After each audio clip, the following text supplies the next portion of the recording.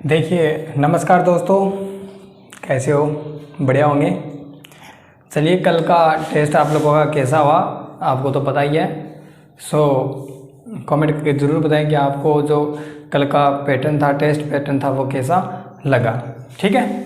और आज का तो हमारा नया टॉपिक फ़िलहाल तो वैसे तो टॉपिक पहले से चल ही रहा है अपना, रिप्रोडक्टिव सिस्टम इन फीमेल की बात कर रहे हैं अपन। ठीक है। और अब उसको आगे बढ़ेंगे। ठीक है। अपन ने फीमेल में तीन जो बातें 2 पॉइंट पढ़ लिए थे। एक तो इसका जो एक्सटर्नल जो पार्ट था उसकी बात कर ली थी। ठीक है। और इंटरनल पार्ट की भी बात कर ली थी। ठीक है। आज अपन पढ़ेंगे इसके बारे में आगे। ठीक है। और आज का जो हमारा टॉपिक है वो इम्पोर्टेंट है।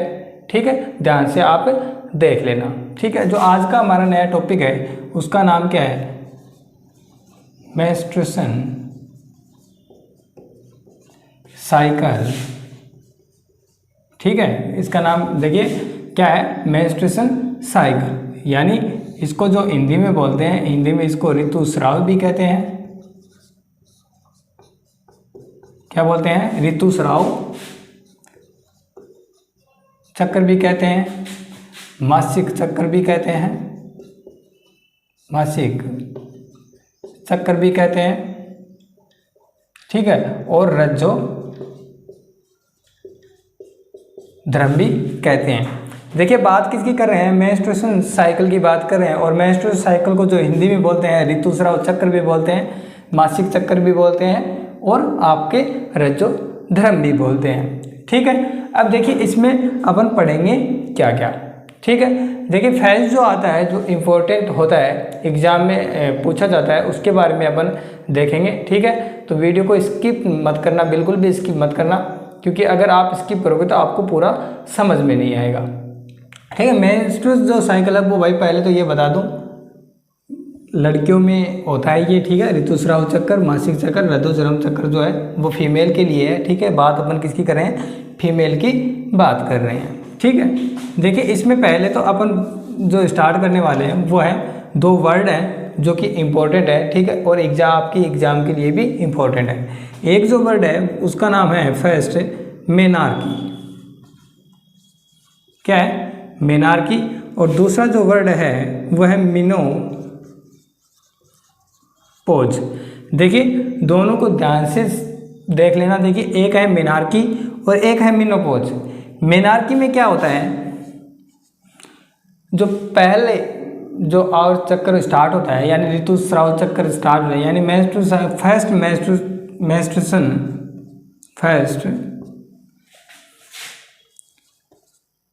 मेंस्ट्रुएशन साइकिल का चालू होना।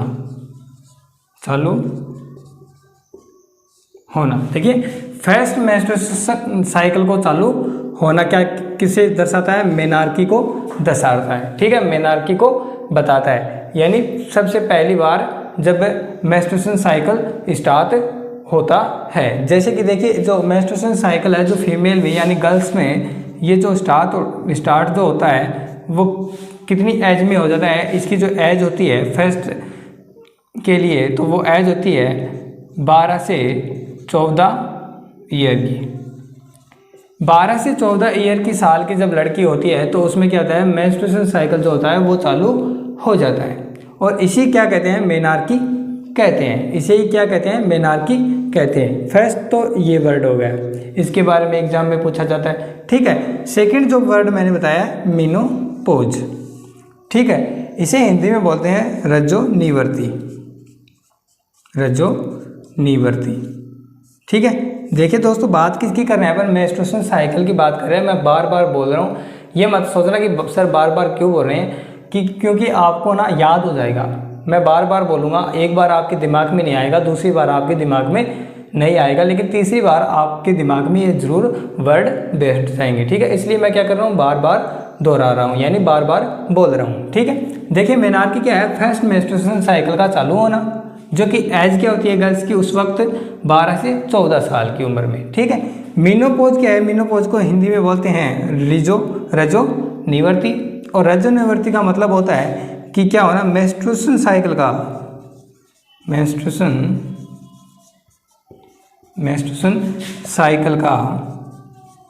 बंद होना।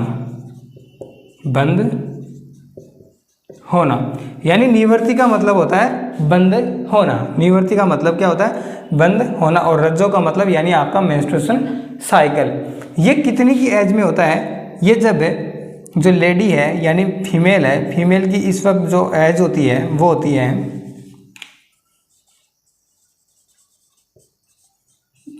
40 से 50 ईयर की। जब लेडी 40 से 50 साल की होती है तो उसमें क्या हो जाता है, मेनोपॉज यानी मेंस्ट्रुएशन साइकिल जो होता है वो बंद हो जाता है। ठीक है, उसके बाद में जो मेंस्ट्रुएशन साइकिल है वो कभी स्टार्ट नहीं होता, यानी कभी स्टार्ट नहीं होता, नहीं आता है। ठीक है, तो मेंस्ट्रुएशन साइकिल की दो तो ये इम्पोर्टेंट बातें हैं, जो वर्ड हैं वो आपको हमेशा याद रखने हैं। या तो पूछ लेता है एग्जाम में कि मेनोपॉज क्या होता है, या मेनोपॉज कितनी आयु के बाद में स्टार्ट होता है। तो भाई मेनोपॉज का मतलब होता है रज्जोनिवृत्ति, यानी ये स्टार्ट कब होगा, 40 से 50 ईयर में, यानी ये क्या हो जाएगी, बंद हो जाएगी। इस वक्त को, इस कंडीशन को अपन क्या कहेंगे, मेनोपॉज कहेंगे। ठीक है, उसके बाद में बात करते हैं अब अपन मेंस्ट्रुएशन साइकिल की। तो देखिए मेंस्ट्रुएशन साइकिल में 3 फेज होती हैं। मेंस्ट्रुएशन साइकिल में कितनी फेज होती हैं, 3 फेज होती हैं जनरली, जो हमें पढ़नी है, जो इस वीडियो में अपन पढ़ेंगे। देखिए जो फेज होती है उसे कहते हैं ब्लडिंग फेज। ब्लडिंग फेज, इसे स्राव अवस्था भी बोलते हैं, स्रावी अवस्था। ठीक है, इसे स्रावी अवस्था भी कहते हैं। और इसे मेंस्ट्रुएशन साइकिल, मेनली जो मेंस्ट्रुएशन साइकिल जो बोलते हैं तो वो इसी फेज के लिए बोलते हैं, ब्लडिंग फेज के लिए। सेकंड जो फेज है वो क्या होती है, फॉलिकल फेज भी बोलते हैं इसको, फॉलिकल फेज, या फिर इसको फर्टिलाइजेशन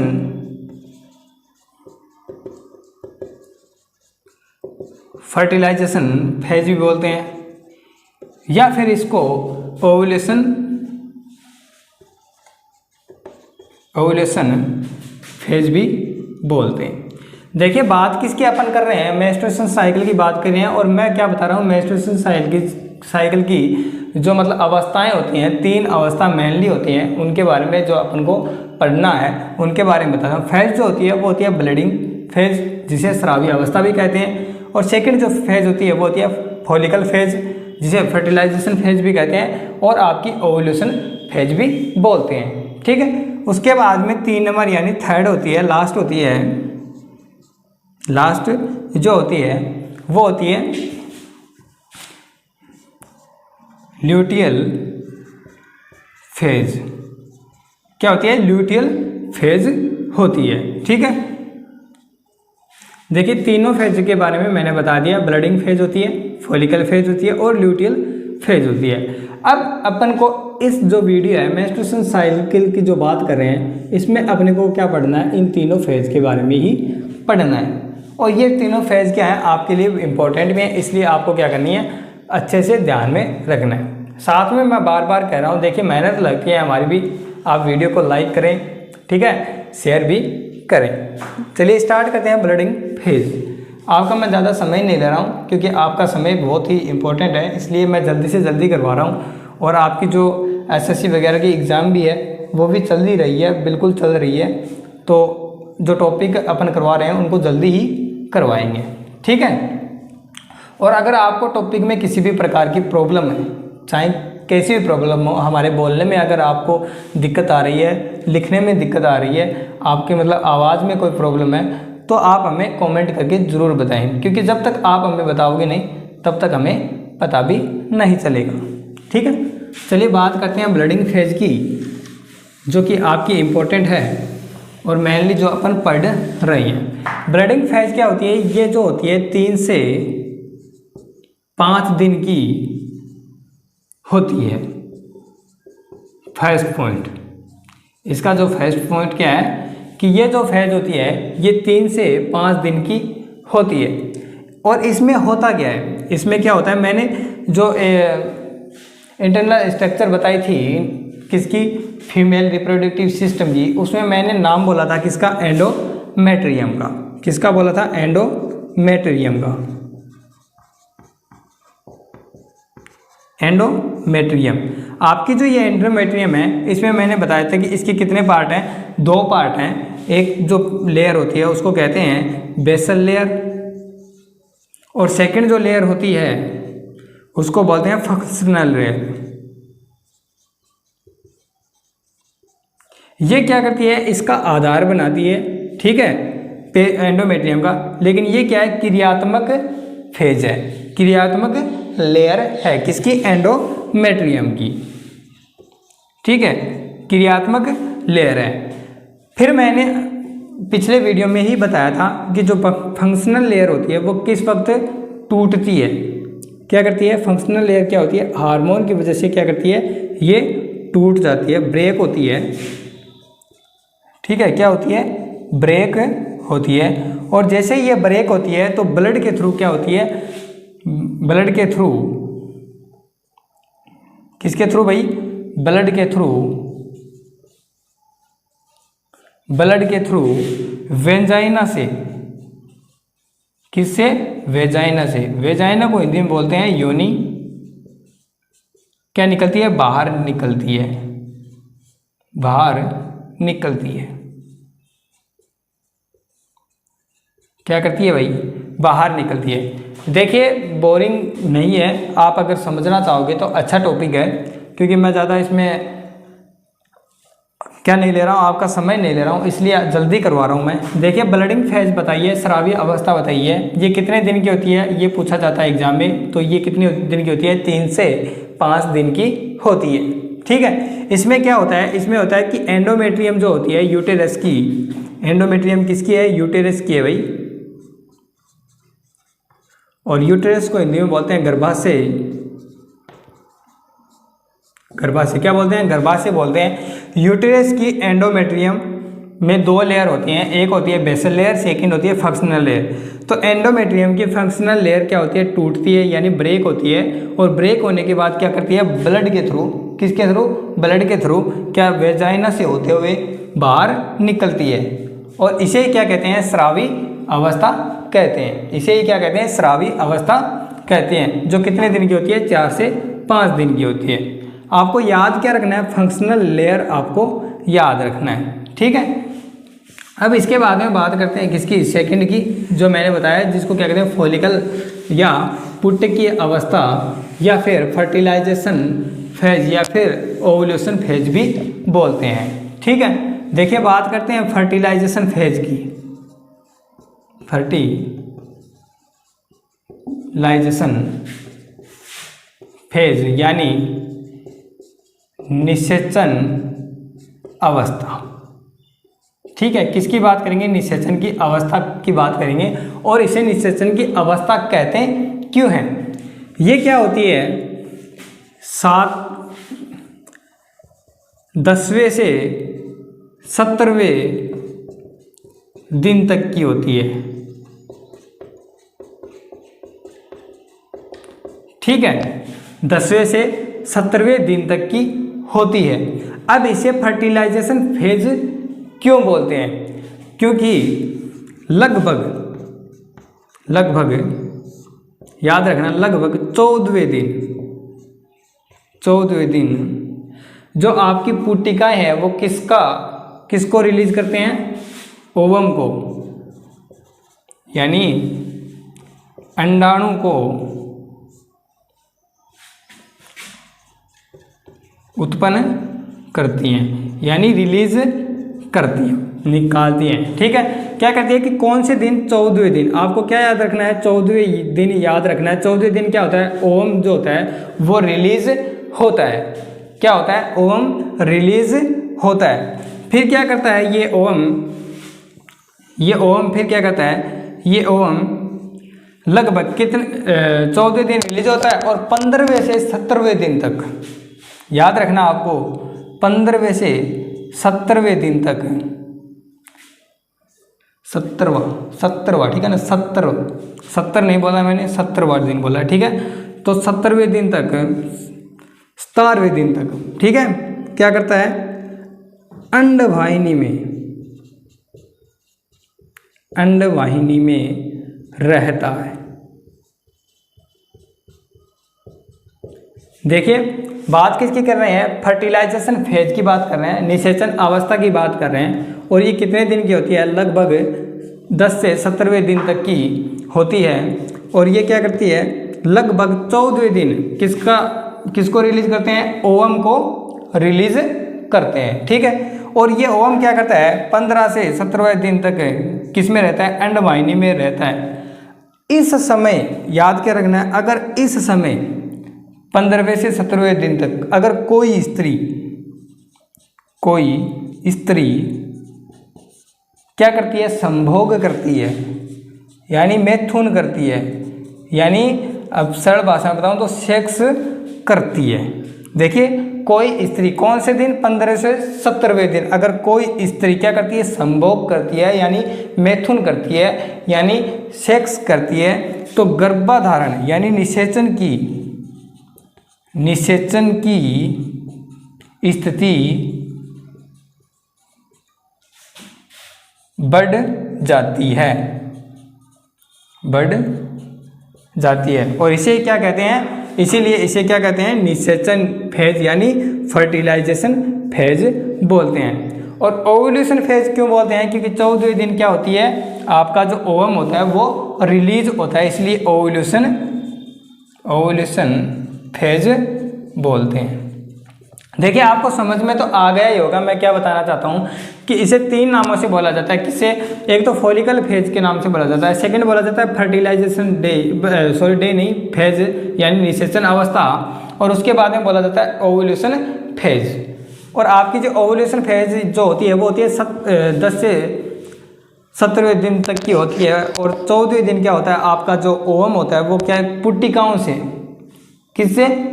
से ओवम रिलीज होता है। और ओवम का रिलीज होना क्या कहलाता है, ओव्यूलेशन कहलाता है, ठीक है, क्या कहलाता है, ओव्यूलेशन कहलाता है। फिर क्या होता है, 15वें से 17वें दिन तक क्या होता है, अंडवाहिनी में ये ओवम रहता है। आपका जो अंडाणु है वो 2 या 3 दिन तक क्या रहता है, आपके अंडवाहिनी में रहता है। अगर इस वक्त यानी इस समय क्या कर ले, कोई स्त्री क्या कर ले भाई, संभोग कर ले, यानी मैथुन कर ले, यानी सेक्स कर ले, तो क्या हो जाएगी, निषेचन की जो स्थिति है वो क्या हो जाएगी, इंक्रीज हो जाएगी, यानी बढ़ जाएगी। अगर इस समय कोई स्त्री या कोई लेडी, कोई फीमेल आपका जो वो सेक्स है वो ना करे, तो क्या होगा, ये जो ओवम है, ये जो दोबारा ब्लडिंग की जो फेज आएगी, दोबारा जो आपकी ब्लडिंग की फेज आएगी, उसके थ्रू क्या हो जाएगा, बाहर रिलीज हो जाएगा, उसके थ्रू क्या हो जाएगा, बाहर रिलीज हो जाएगा, ठीक है। अब बात करते हैं इसकी 3 नंबर फेज की, जिसे ल्यूटियल फेज कहते हैं, जिसे क्या कहते हैं, ल्यूटियल फेज कहते हैं, ल्यूटियल फेज कहते हैं। इसमें क्या होता है, ये 3 नंबर की फेज है, इसमें क्या होता है, जब निषेचन नहीं होगा, ठीक है, जब निषेचन नहीं होता है तो क्या होता है, जो आपकी पुट्टिकाएं हैं, पुट्टिकाएं पीले रंग की रचना में बदल जाती है। कौन बदल जाती है भाई, आपकी जो फॉलिकल्स हैं यानी पुट्टिकाएं हैं वो किस में बदल जाती हैं, पीले रंग की रचना में बदल जाती हैं, जिसे क्या कहते हैं, कार्पस ल्यूटियम कहते हैं, कार्पस ल्यूटियम कहते हैं, जिसे क्या कहते हैं, कार्पस ल्यूटियम बोलते हैं, ठीक है। देखिए फॉलिकल जो ल्यूटियल फेज है वो कब होगी, निषेचन न होने के बाद आएगी। अगर निषेचन हो जाता है तो कार्पस ल्यूटियम नहीं बनेगा, याद रखना है आपको, ठीक है। अगर निषेचन हो जाता है तो कार्पस नहीं होता है तो कार्पस ल्यूटियम बनेगा। और कार्पस ल्यूटियम क्या करेगा, एक हार्मोन रिलीज करेगा। कौन सा? प्रोजेस्टेरोन। कौन सा हार्मोन रिलीज करेगा? प्रोजेस्टेरोन रिलीज करेगा। और ये प्रोजेस्टेरोन जाकर क्या करेगा, आपकी जो एंडोमेट्रियम टूटी थी, आपकी जो एंडोमेट्रियम जो ब्रेक हुई थी, ठीक है, ब्रेक हुई थी, उसको क्या करेगा, रिकवर करेगा। क्या करेगा? उसको रिकवर करेगा, रिकवर करेगा। तो प्रोजेस्टेरोन हार्मोन जो है उसका कार्य क्या है, एंडोमेट्रियम को बनाए रखना। किसके लिए? गर्भ धारण के लिए। यानी जब निषेचन हो तो गर्भ धारण होगा, उसके लिए क्या करता है, प्रोजेस्टेरोन एंडोमेट्रियम को बनाए रखता है। ठीक है, क्योंकि जो आपका जो निषेचन होने के बाद में जो बच्चा इम्प्लांट होता है वो किसके अंदर होता है, एंडोमेट्रियम के अंदर ही होता है। ठीक है, देखिए तीनों फेज मेंस्ट्रुएशन जो साइकिल है वो मैंने कंप्लीटली आपको बता दिया है। ठीक है, डायग्रामेटिक अगर आप देखना चाहते हो तो स्क्रीन पर आपको डायग्राम भी दिखाई दे रहा होगा कैसे होता है। ठीक है, चलिए दोबारा से बात बता दूं, इसकी 3 फेज बताई हैं मैंने।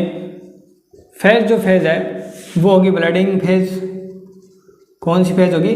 Blooding phase. सेकंड जो फेज होगी वो होगी फॉलिकल फेज या फिर फर्टिलाइजेशन फेज या फिर आपकी ओव्यूलेशन फेज। ठीक है, उसके बाद में 3 नंबर जो मैंने बताई है वो होगी ल्यूटियल फेज। इंपॉर्टेंट है कौन सी? ल्यूटियल फेज भी और ब्लडिंग फेज, दो ही। ठीक है, दो ही क्या है, इंपॉर्टेंट हैं आपके। ल्यूटियल फेज, ठीक है, तो इंपॉर्टेंट लगा लेना आपको, एक तो ब्लडिंग फेज पर और एक ल्यूटियल फेज पर। ठीक है, फॉलिकल फेज या फर्टिलाइजेशन के बारे में ज़्यादा पूछता ही नहीं है अगला।